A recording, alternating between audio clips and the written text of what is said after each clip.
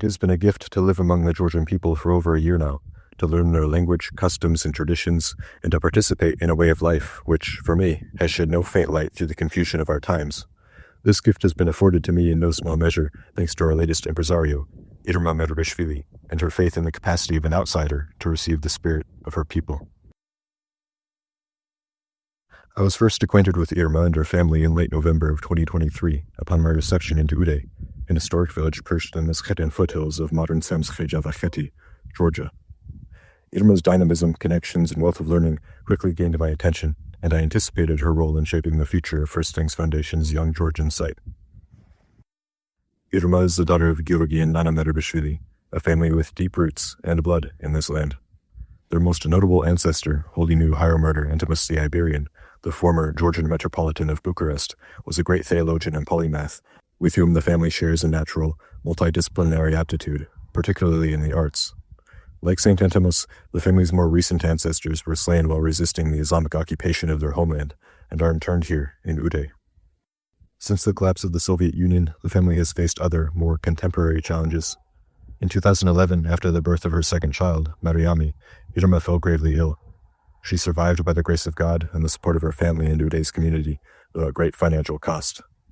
While in recovery, Irma and her husband, Georgi, along with their two young children, Luca and Mariami, relocated to the nearby city of Aghlemashvilis to rebuild their lives and to provide for their family back in the village.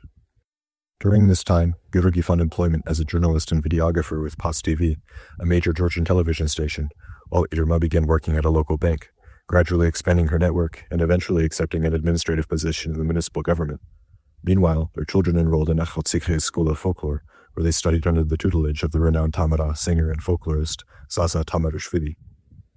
Over the years, Irma and her family's concern for Ude's future grew as they noticed young people leaving the countryside in droves to pursue modern lifestyles in cities and abroad.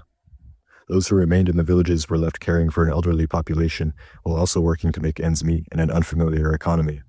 At the same time, the rapid growth of Georgia's tourism industry was causing an influx of high-value foreign currency, driving up the local cost of living while further weakening the historic labor-based economies of rural communities. Weighed by their own unwitting participation in these trends, Irma and her family made the decision to return to Ude, even if it meant sacrificing the comforts and conveniences of their new life in the city. The family's search for a new home in the village was hardly promising.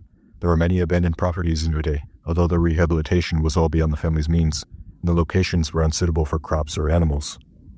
Just as Georgi and Irma were considering returning to Aghlemashvilis, however, their prayers were answered with a half-hectare of arable land in the upper village, overlooked by most of the community on account of the property's overgrowth and separation from the main road. Over 10 days, more than 20 family members, relatives, friends, and volunteers managed to completely clear the land and bridge the gap to the road, which the municipal government agreed to pave at Irma's request. Construction of the family's future home was already underway by the time I arrived in Ude. Throughout my immersionship in the community, I often volunteered at the construction site, taking up miscellaneous tasks. Occasionally, other First Things Foundation field workers traveled from Aghlemashvilis to lend a hand, while Luca and Mariami translated from Georgian to English as Irma shared her vision. Irma would gesture to different parts of the site, describing her plans.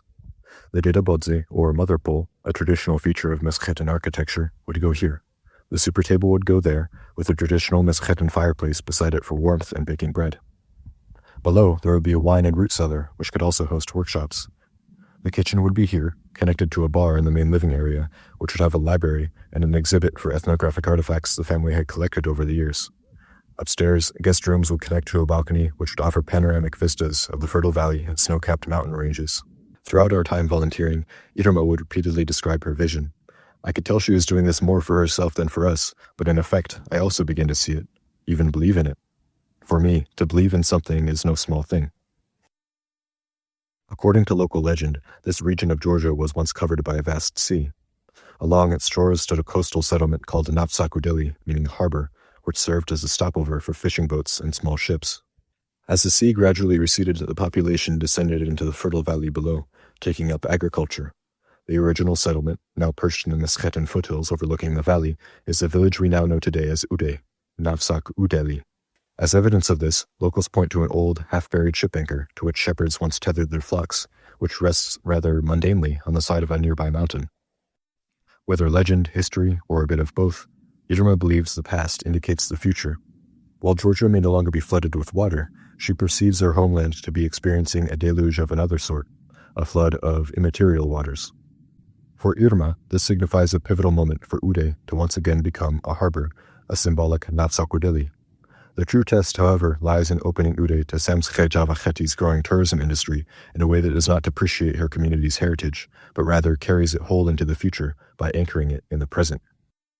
To this end, Irma, together with her family and Ude's community, are building, or perhaps rebuilding, Navsakudeli, an ethnographic guest house inviting both domestic and international travelers to take part in a variety of uniquely immersive experiences intended to cultivate a deeper appreciation for the region's art, culture, and traditions while making a bold return to true Georgian hospitality. Irma believes that other guest houses do a disservice to her country and to hospitality by isolating their guests in artificially curated spaces. This malpractice distorts Georgian hospitality and contributes to the increasing disconnect between locals and would-be tourists, fostering distrust and even resentment. Historically, while Georgians have always held firm to the belief that guests are God-sent, the tradition of honoring guests was hardly impractical. Guests often brought valuable knowledge, curious items, medicines, stories, and news from the outside world, which they would exchange with their hosts over spirits and a warm meal. It was the commercialization of this relationship, whenever and wherever it began, which reduced hosts to cautious attendants and guests to entitled consumers. If Georgia is to be in but not of the modern world while maintaining her unique heritage, even from a political standpoint, a healthy relationship between host and guest, between the domestic and the foreign, must be restored. The idea for Navsakudeli was thoughtfully conceived with this in mind, constructed in harmony with the village's way of life while still providing modern accommodations, particularly for senior guests. Most importantly, the guest house will not be isolated, but fully integrated into Ude's community. Bridging the language gap with the help of senior First Things Foundation field workers, as well as English-speaking Georgian students like Luca and Mariami, Navsakudeli will engage with guests to understand their interests and connect them with local artisans and craftsmen who can provide hands-on, real-world experience in their areas of expertise. Conversely, visitors eager to share their own talents will be paired with locals looking to enhance their skills. In addition to the cooperative exchanges offered by the community, guests are invited to participate in a variety of classes and workshops offered through Navsakudeli's hosts. These include informative guidance through the ancient Georgian super ritual, courses on the symbolism and preparation of traditional Georgian dishes, lessons in Georgian folk singing and instruments, winemaking and viticulture, as well as folk arts and crafts such as traditional Georgian embroidery and weaving with spiderwebs. Additionally, guests will be invited to participate in the seasonal rhythms of village life, working alongside locals caring for animals, picking fruits from the orchards, fishing the valley, foraging herbs and mushrooms in the mountains, hunting small game in the forests, and more. Finally, Irma's family will continue to offer in-depth, personalized jeep tours throughout the region, given from a local perspective.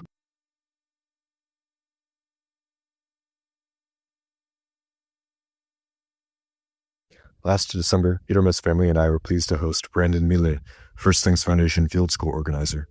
Drawing from the lessons and experiences of both Brandon and field workers in Georgia and abroad, First Things Foundation has developed a 6-week cultural exchange program, inviting 3 to 6 students to immerse themselves into the life of this historic old-world Georgian village. During their stay at Navsakudeli, students will live as part of Ude's village community. They will wrestle with the local language, engage in historical study, embark on educational tours, and write about their experiences. They will also participate in hands-on activities such as farming, baking bread, fermenting wine, caring for animals, and contributing to various projects. These activities will facilitate personal growth by fostering confidence and humility in equal measure. In addition to acquiring life skills, students will participate in timeless Georgian traditions, navigating the legendary Supra, learning polyphonic folk songs, and acquainting themselves with the spirit of a people deeply rooted in their heritage. Brandon, Irma, and I believe this partnership aligns seamlessly with Navsakudeli's vision.